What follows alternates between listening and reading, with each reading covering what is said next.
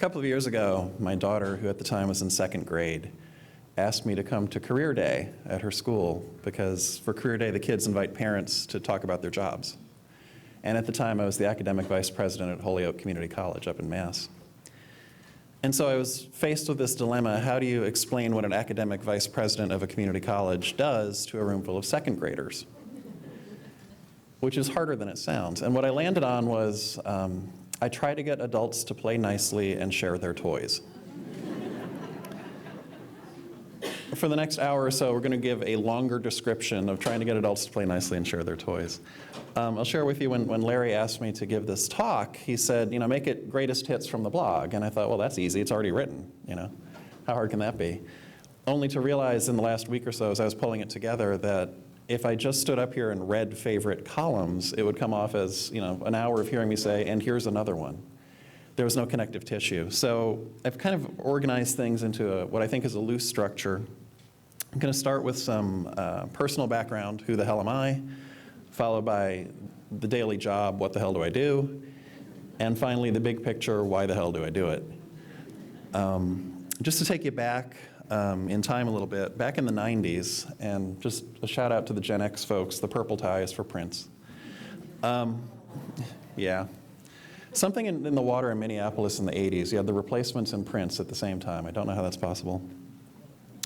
In the 90s, there was this explosion of sort of quasi-underground magazines called zines. Anyone remember these? A few? Okay.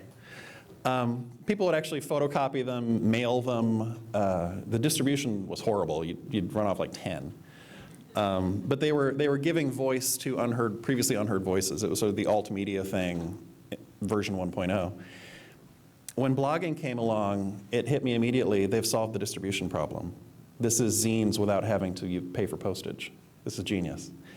So there came a point when I, in frustration at what I perceived as persistent misunderstanding among the public, I started writing about what I did all day. So a little bit of background on that. Oh, and a word about the pseudonym. I started writing under the pseudonym Dean Dad. And the reason I did that, two reasons. One was it was the two roles that consumed all of my waking hours at the time. I was a liberal arts dean at CCM, hello CCM, and also a father of two. But part of it too was I had done a lot of gender theory, feminist theory in grad school, and part of what I took from feminism was a sense that work-life balance is not just a women's issue, it is a parent's issue. And to the extent that we treat it as a women's issue, we make it women's problem and we don't solve it. If we want to solve it, we need men who are fathers to step up and own it. We need to work with the women who are struggling with this, because we're all struggling with this, because it's ridiculous. And so the Dean Dad name was my sort of tip of the cap to feminism and an attempt to enlist more men to step up as fathers and to say, as fathers, we are also parents, and as parents, we are also tired, and we need to think about this. So the background. I emerged from grad school in 1997 with a real doctorate in a real field from a real university, but without a real job. I cobbled together the rent by teaching SAT prep courses to 14-year-olds in a storefront operation an hour away. My hatchback's air conditioning had gone the way of vinyl records, so I arrived home from those days a sweaty mess. I made just enough to get by if I didn't buy much, and nothing broke, and my student loan deferments hadn't run out yet. I could tell that offered no future, nor was it where I wanted to be, so I applied my trade as an adjunct at two local colleges, the respected state university where I had just graduated, Rutgers, and a local for-profit technical college, DeVry in North Brunswick. DeVry was in a growth spurt at the time because the internet bubble was in the early stages. This was 1997. And it needed PhDs to keep the state licensing agents happy. So I was hired to full-time faculty within a few months. And I want to say, I worked there as full-time faculty for a little over 3 years, and technically I wouldn't call it a sweatshop because the air conditioning was actually quite good, because the computers had to be kept cool. Still, a teaching load of, and this is true, 45 credits per year. That was 15 credits per term, 3 terms per year, 12 months of teaching. With students who had gone there specifically to avoid the liberal arts. My PhD is in political science. Kind of did a number on my efforts at writing. I was just too beat at the end of the day to think about any kind of serious scholarship, and too impatient to get what I considered a real job at a real college to spend very long on any one thing. For the first time, I developed a kind of scholarly ADD. Getting lost in research was a luxury available to people who don't have 45-hour credit loads. It wasn't all bad. The growth spurt there and the catastrophic lack of hiring in the rest of academia, hint, hint, meant that I had a pretty good cohort of young faculty colleagues. We shared a sense of grievance that we had all been sort of reduced to working there, but at least we validated each other as talented and smart. I used to refer to it as the island of misfit toys. More importantly, the paycheck, such as it was, allowed me to move into the adult world for the first time. At the age of 28, I was finally paying my own freight. I was stunned at how much the tariff actually was. Despite earning triple what I had made in grad school, I still had to keep a running tab in my head at Stop and Shop. My furniture was still ratty and secondhand, the hatchback wasn't getting any younger, and singlehood was getting a little old. My bride and I got married in 1999. The wedding and honeymoon were lovely, and I gave myself permission not to obsess over their respective costs. I moved into her condo, which was to me unimaginably luxurious. It had air conditioning, it had a pool, it had a parking space. The hatchback died within a month, so I traded up to a car, and we started house hunting because we knew we wanted to have a family. That's when the trouble started. You know the New Jersey housing market in the late 90s, right? We picked a target price out of the clear blue sky and started shopping with that in mind. Then we bumped it up, and then we bumped it up again. I think we both saw a house as a badge. Once we lived in a real house, we would be real adults. We would have clawed our way back to the class into which we had been born. Also, one-bedroom condo is not the best place to raise a baby. We knew that much. We finally found a newish house in an older neighborhood, relatively well located next to our jobs. We stretched more than I thought we could do. Without daycare costs, we could sort of do it. It kind of sort of worked. I was concerned, but not overly concerned, because at the time, DeVry had a daycare center on campus that I was told was reasonably good. As the internet boom peaked, though, DeVry kicked out the daycare center to make room for more computer classes. They closed it the same month my son was born. Yeah. And I still remember. We had to look to private daycares in our area. We discovered that most of them were terrible, but every last stinking one of them charged the same rate. This was in 2001, 2002, and they were charging $250 a week for infant daycare. There was no financial aid for that. And that was more than I had made as an entire salary as recently as 4 years earlier. Shortly before the boy was born, and I should clarify, I refer in the blog to my kids as the boy and the girl. That's sort of to keep them safe from the internet and to make sure that future employers, when they Google them, don't find cute stories of them doing funny things when they're 4. So I'm just going to keep that here because it's easier. Shortly before the boy was born, but after we'd bought the house, an administrative position opened up at DeVry. I had seen that we'd be fiscally strapped when the boy arrived, and I finally admitted to myself that I wasn't going to write my way out of there while teaching 45 credits a year. I decided that since I couldn't teach my way out, and I couldn't write my way out, maybe I could administrate my way out. So I got the dean title and went on the market for deanships. I spent a year and a half as an associate dean at DeVry, followed by a little over a year as a dean. I arrived at work each day about 8:30 and left on the better days at 6, except for the one night a week that I taught a class or any time my boss felt chatty. And God bless Bhupinder, he's a nice man, but wow. The college was one location of a national chain with a central command and control center in Illinois. We called it Home Office. Home Office changed policies on a dime and demanded immediate compliance. Home Office's dictates frequently conflicted with the regulations in our state. So the dean's jobs involved constructing increasingly baroque compromises to satisfy two mutually indifferent masters, the state of New Jersey and Home Office in Illinois. To make matters worse, the internet boom popped in 2001, just as I got into administration. So I got to manage decline, which is a lot less fun than managing growth. I'd get home about 7 o'clock, by which point the boy was impossible and the wife was at her wit's end. I was wiped and in desperate need of quiet. She was wiped and in desperate need of rescue, and the boy was screaming.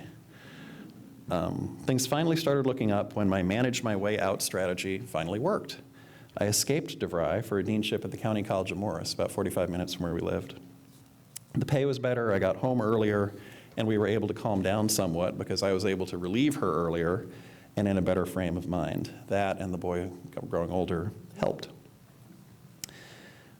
We took the next step. When the girl was due in 2004, my bride made the call to stay home because we did the math and her entire paycheck would have gone to daycare, all of it. She could have simply signed it over, and we didn't see the point. The boy reduced his daycare to 2 days a week, which helped a little, but not that much.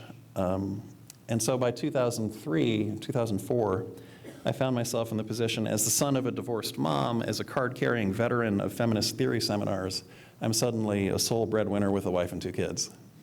How the hell did that happen? Cultural winds blow strong. If this were Sweden, we wouldn't have had to make some of those choices. Daycare would have been highly subsidized, parental leave would have been paid. Here in America, even cultural studies vets like me are pushed into Ward and June territory pretty much by default. Which brings me to a point that I've made repeatedly to people who keep laughing when I make it, but it's a serious point. We in the community college world are frequently told that we need to focus less on useless courses and more on useful courses, but we never actually define which is which. I'm going to make the argument, and this is true, and people always laugh at this, but it's the truth. Women's studies courses were some of the most useful courses I've ever taken. Moreover, I can imagine them being incredibly useful for anyone in management roles. That flies in the face of cultural stereotypes, I know. Courses like these are usually held up by those who make such arguments as among the most self-indulgent of the purely academic enterprises. Some people snicker at them, and I get that. But there's a tremendous value in them that rarely gets expressed even by supporters of courses like those. At their best, the gender studies courses I took, and yes, I used the plural, helped with 2 incredibly important management skills.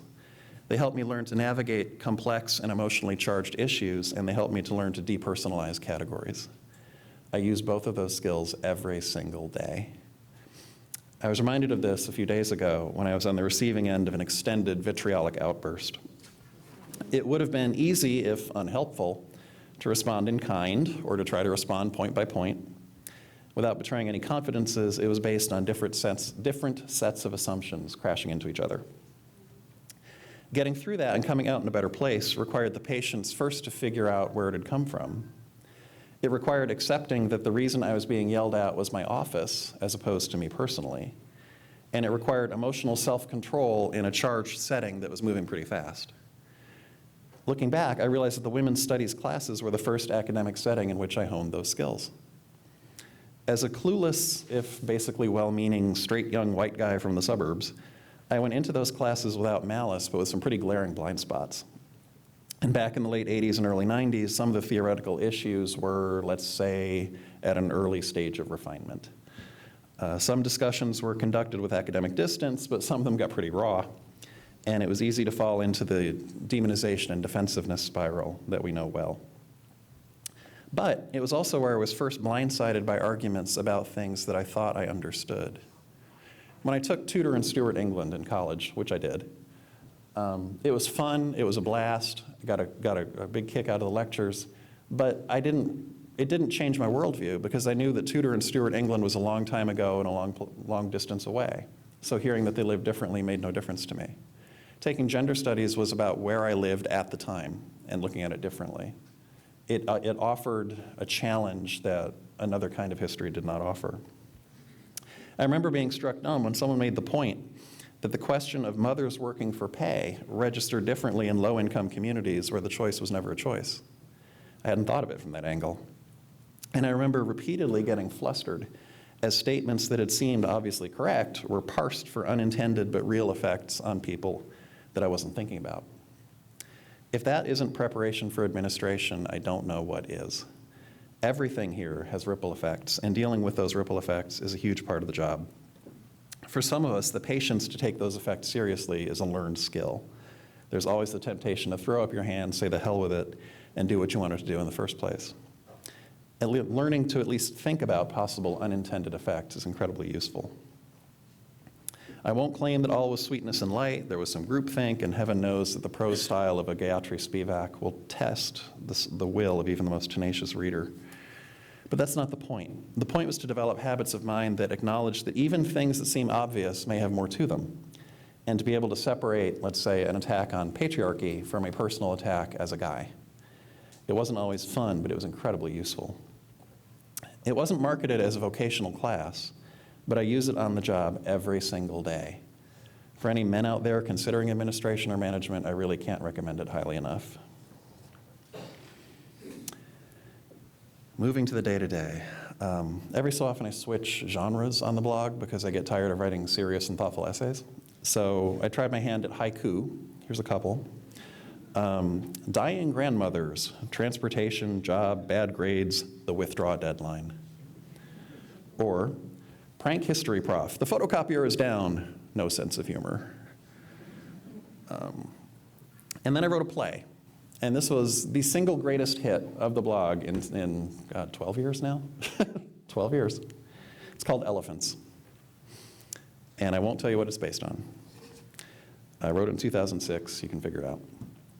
It's a play in one scene. I'm going to set the scene. We're in a dean's office. A large elephant is calmly defecating on the floor.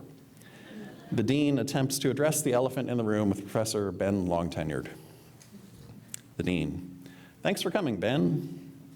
Professor. Glad to, Dean. What's on your mind? Dean. Well, Ben, it's the elephant. The smell is overpowering, and why wasn't I told of this before? Excuse me? Why wasn't I told of this before? I thought everything was fine. I have memos from you thanking me for showing up for the last official function. Yes, and I'm glad you showed up, but about the elephant. What elephant? The one in the room? This is really about my race, sex, age, sexual orientation, isn't it? No, Ben, it's really about the elephant.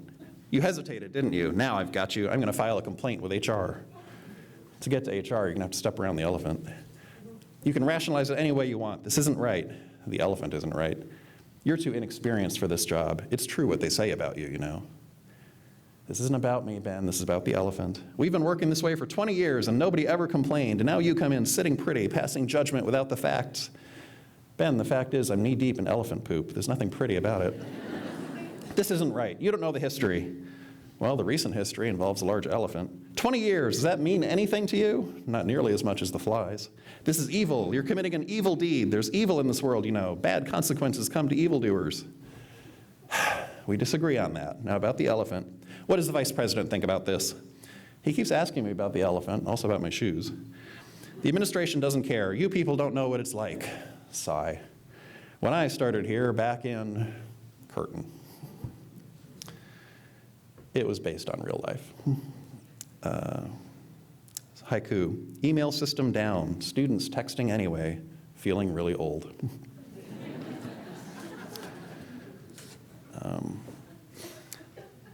Did the sort of reporting from the trenches style of blogging for a number of years before realizing that I was starting to repeat myself. So I started to look more at policy issues. And again, as a political science PhD, policy kind of comes naturally to me. That's what I was trained to do.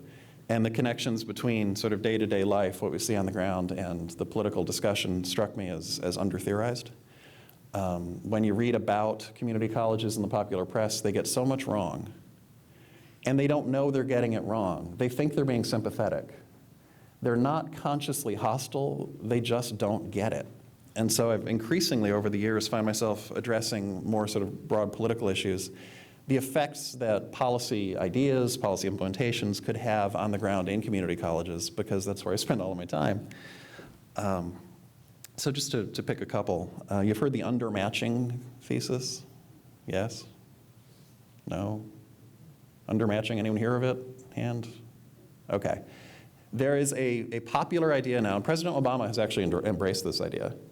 And the idea is that too many good students from low-income backgrounds are relegated to community colleges, and that we need to pressure the Harvards and the Yales of the world to rescue them from community colleges because community colleges have low graduation rates. The idea is that low-income students are undermatched academically by going to places that aren't as academically strong as Harvard or Yale. I have taken grave offense at this thesis. I've written about it for years. So I picked one that I thought worked fairly well. Undermatching is the claim that high-achieving students from low-income backgrounds often attend colleges that are beneath them academically and that therefore they miss certain kinds of opportunities. If only the elites were more thoughtful about reaching the masses, the argument goes, they do a better job of creating a pure meritocracy, and the talented 10th or talented 20th or whatever fraction you want wouldn't be shackled to institutions built for the unwashed masses. To which I say, humph. That's H-U-M-P-H, period, humph.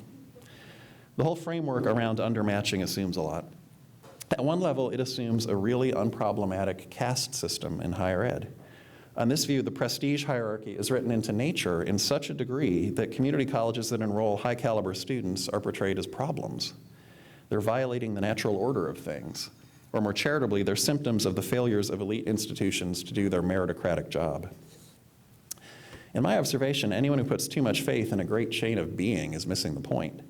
Having attended one of the elite colleges myself, I can attest from personal observation that what makes them different from other places isn't so much academic rigor as unconscious affluence. Students there don't work 30 or 40 hours a week for pay while they take classes. And the assumption that exclusive equates to high quality is both antithetical to public higher education by definition and a reversion to the bad old habit of mistaking inputs for outputs. Secondly, it neglects the very real academic excellence that can be found on many public campuses. But thirdly, and this is the one that really grinds my gears, it's based on a basic category error. Let's see if you're smarter than a New York Times editor. I bet you are. Find the flaw in the following. Taylor attends hypothetical community college. Hypothetical community college has a 25% graduation rate. Therefore, Taylor has a 25% chance of graduating. Can you see the flaw? If not, congratulations. You can be an editor for the New York Times. Not every student at a given college, any given college, has the identical odds of graduation as every other student at that same college. The overall grad rate, and I'm referring here to IPEDS, so we know first-time, full-time degree seeking is 17% of our students. We know that. I mean, bracket that. I'm not even going there. The overall grad rate reflects, among other things, the results from the various subgroups of students all added up. If you disaggregate, you notice quickly that some groups do much better than the average and some much worse.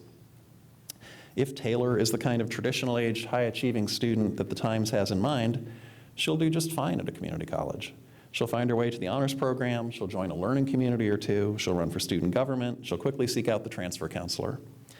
The fact that other students who come in with lower GPAs, weaker academic preparation, less family support, and more need to work for pay graduate at lower rates really doesn't affect her chances one way or the other. But prophecies can self-fulfill. If the parents of the Taylors of the world decide that community colleges and less selective four-year colleges have too many students who, to put it nicely, aren't like Taylor, they'll start to think of community colleges as for people not like them. And American political history is abundantly clear that once an institution is identified politically with the poor, it will be an impoverished institution.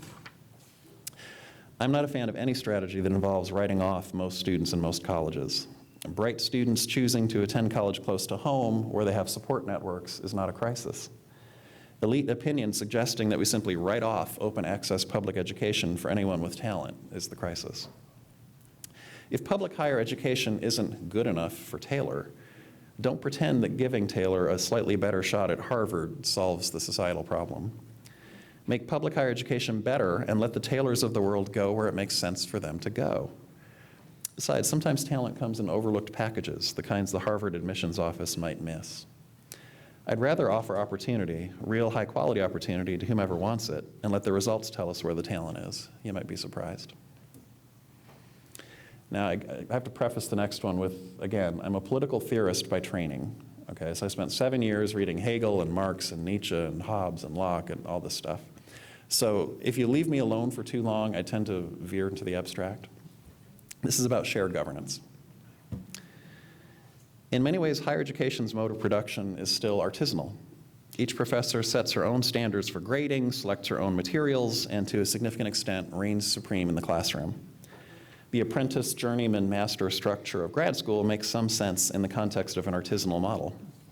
The artisanal model has its own dogma, in which academic freedom and shared governance are supposed to ensure that the artisans are substantially left alone.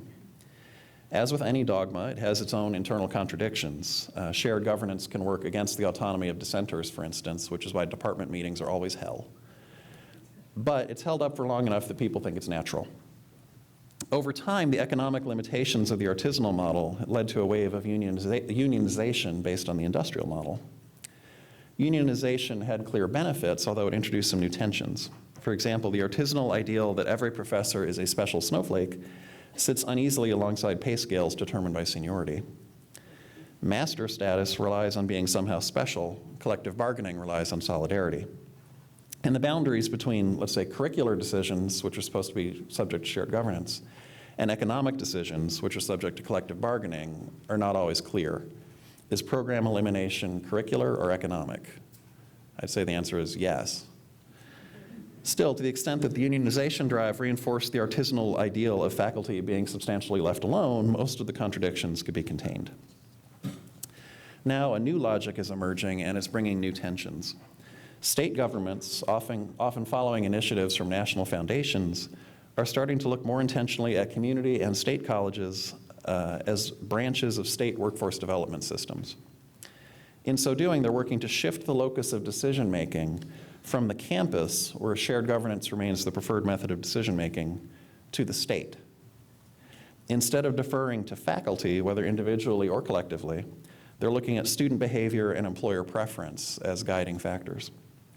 Student behavior, whether discerned through data analytics, big data, whatever else, increasingly trumps faculty preference, and employer preference, rather than faculty judgment, is increasingly dispositive.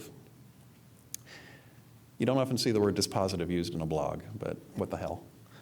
In a sense, the latest shift from a producer-centered model to a consumer-centered one. That's true whether you take the student or the employer to be the customer. Colleges are increasingly referred to as pipelines. In states with strongly centralized systems of governance, the shift is relatively straightforward. In states like New Jersey, the tension between home rule and statewide coherence is palpable. If colleges are to function as organs of the state, the argument goes, they need to be accountable to the state. The tensions on campus between local preferences and state demands are mediated by administrators, whose jobs are becoming exponentially more complicated. If you like, you could construe the latest shift as simply an expansion of shared governance to include sharing with the body politic. As long as state governments are elected, there's an argument to be made that subjecting colleges to legislatures is in fact more democratic than deferring to a self-perpetuating priesthood. Expertise and democracy have never really been comfortable together, and public higher education is no exception. In this sense, the for-profits were actually ahead of their time. They went to centralization and a consumer-centered model before everyone else, and in many cases followed the logic of those models to their logical conclusions. Faculty whose professional expectations reflect a blend of the artisanal and industrial models regard the new direction with skepticism and often open hostility, and it's easy to see why. To be fair, though, for the for-profits, the governance was not citizen-based, it was shareholder-based. The latest model has its own contradictions. Too strong a focus on getting students through a pipeline can lead to grade inflation and a general lowering of standards, which would defeat the purpose. Part of the reason, though, that so many highly qualified people are willing to teach for very little money, are willing to adjunct an hour away driving their Toyota Tercel hatchback without air conditioning, is the autonomy. They enjoy the autonomy the role has historically allowed. To the extent that the new model chips away at that autonomy, it slowly corrodes its own economic underpinnings. I've never met a grad student who went to grad school with the dream of teaching at DeVry. Never seen one. And employer preferences are often more complicated than policymakers imagine. Anyone who has attended as many employer advisory board meetings as I have, God help me, can tell you that the soft skills that politicians often deride usually make it to the top of employers' wish lists. The stereotype of hard employment skills being opposed to soft academic skills is factually incorrect, but that nuance is often lost in translation. The model is still new enough that it's not clear whether the contradictions will be containable. One response to the new model has been to blow it up. Why don't we just disaggregate, unbundle was the term, go with MOOCs and prior learning assessment and College for America? And this was a response to that. Colleges as institutions can provide passable substitutes for what Virginia Woolf called a room of one's own. This is where you find libraries and study groups and tutoring centers and all sorts of clubs and organizations. I learned a lot about organizational behavior from my time on the college radio station. This matters the most for the most disadvantaged students whose home lives are often tumultuous. For many students, a separate college campus is the only realistic option for being able to focus on anything at length. This is where they discover other people who are interested in the same things they are. It's where they form new social connections that do a world of good. Part of the maddening inefficiency of colleges, and you all know what I'm talking about, is precisely that they don't capture the gains from what they do. That's by design. Although they have budgets and payrolls and all of that, they really operate on a gift exchange logic. The economic term is eleemosynary, or welfare by design. Professors who are paid by colleges often share their expertise with the public at large just out of a sense that it's a good thing to do. That's great, and to the extent that some enterprising types can use that generosity to pursue their own quirky ideas, go for it. But if you take out the institutional underpinning, by which I mean salaried job, the whole thing collapses. I can blog because I have a day job. Eleemosynary institutions have real and serious flaws, but they exist to empower the weak. They are necessary to empower the weak. If you rend them asunder, you will expose the weak to the predations of the strong. That's so fundamental that I'm surprised it needs to be brought up. If it weren't scandalously unethical, I'd propose an experiment. Take 2 sets of kids who barely got through a weak school district, send one to the local community college, and tell the other that it's free to educate itself under digital bridges. Come back and say 10 years, and compare the results on any scale you want. Then talk to me about MOOCs. If you had a strong high school background, and you have money and leisure, and you have social connections to smart people who are willing to spend time with you, and you can afford all kinds of technology, you might be able to do something with those digital bridges. Astute listeners will recognize the young Bill Gates or the young Steve Jobs in those descriptions. But if we're honest, we have to recognize that most of the people who download TED Talks don't do it as an alternative to college. Most of them have already been to college. If you have a well-developed set of skills, you can avail yourself of all kinds of things. But in the absence of those skills, it's just information, and those skills come from somewhere. If you're serious about education for the non-elite, you need institutions.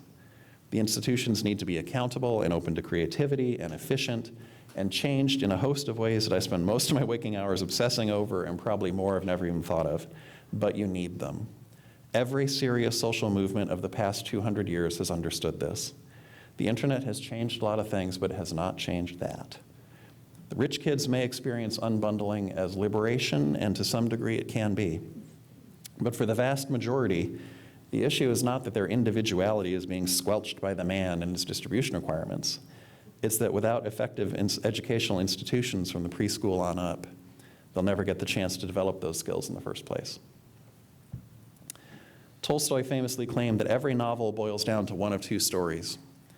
A hero comes to town, a stranger comes to town, or a hero goes on a quest. At our colleges every semester, a new crop of strangers comes to town, and every year a new group of graduates launches quests to parts varied and unknown. What happens in between is where we come in. We get to write, or at least co-write, the story. We can choose to make it a tragedy filled with longing for days gone by. We can choose to make it a melodrama rife with intrigue and conflict, or we can choose to make it an adventure. Thank you for letting me share the adventure of my writing with you. Matt, I enjoyed your speech very much. Thank you. For sharing your experience with us.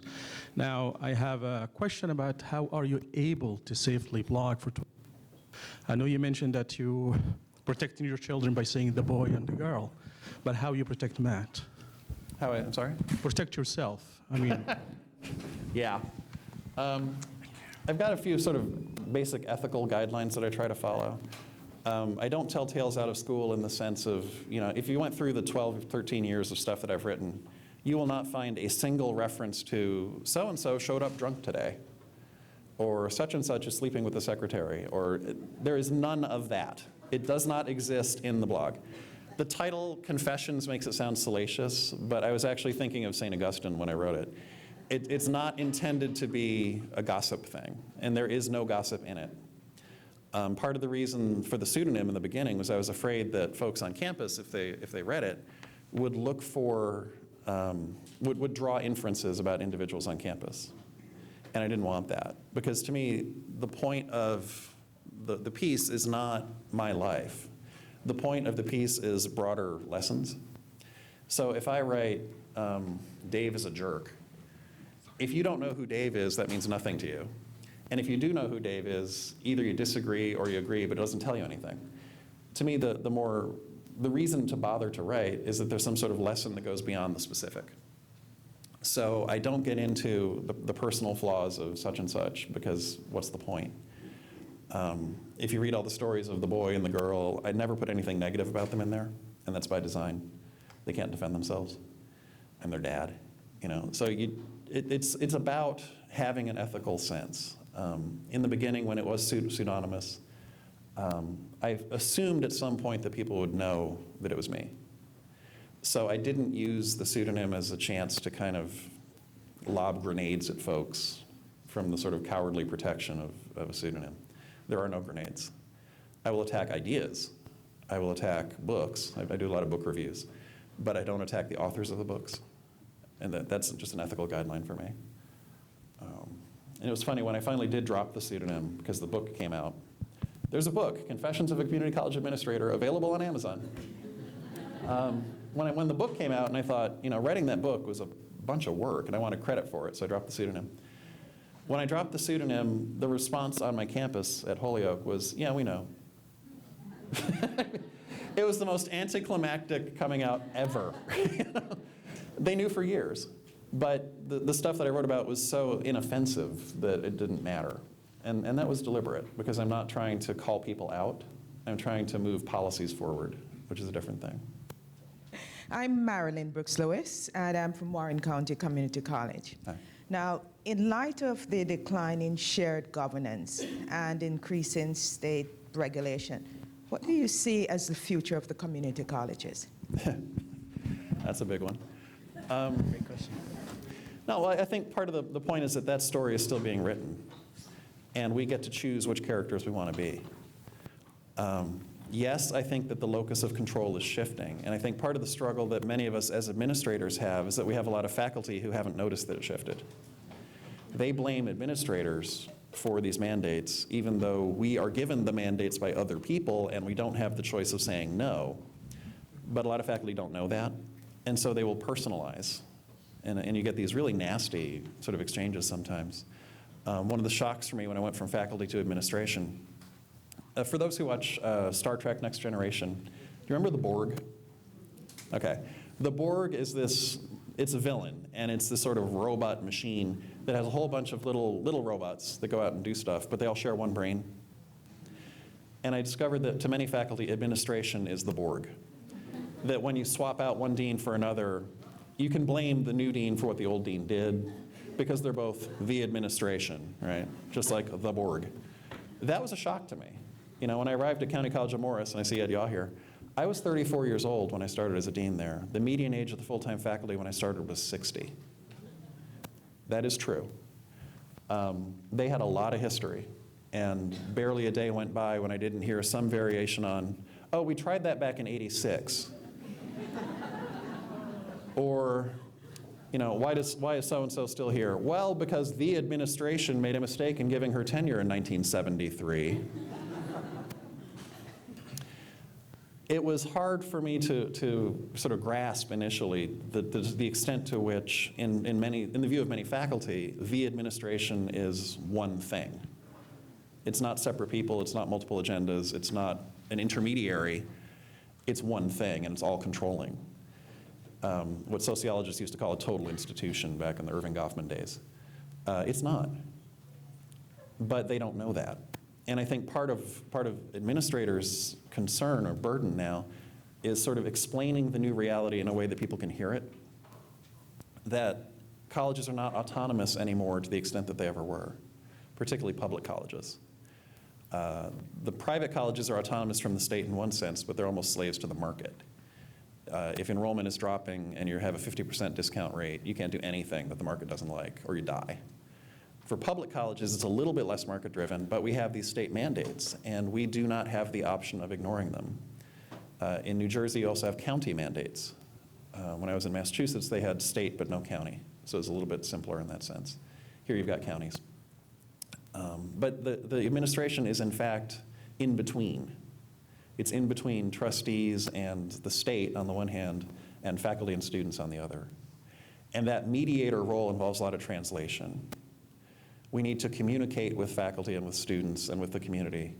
And we need to communicate upwards as well to the trustees and the politicians and say, when you say X, the effect on the ground is Y. because they don't know that. There was a thing in Inside Higher Ed just this morning. My former state, Massachusetts, is doing a rebate for students who graduate on time in community colleges. If you graduate in 2 years, you get a rebate. Okay. I immediately start thinking about, okay, how's that actually going to happen? How's that actually going to play out? Who's going to pay the rebate? Where does that money come from? That's stuff that often gets overlooked in these sort of, and again, poli-sci PhD, so I choose my words carefully when I refer to politicians. It's not that they're stupid.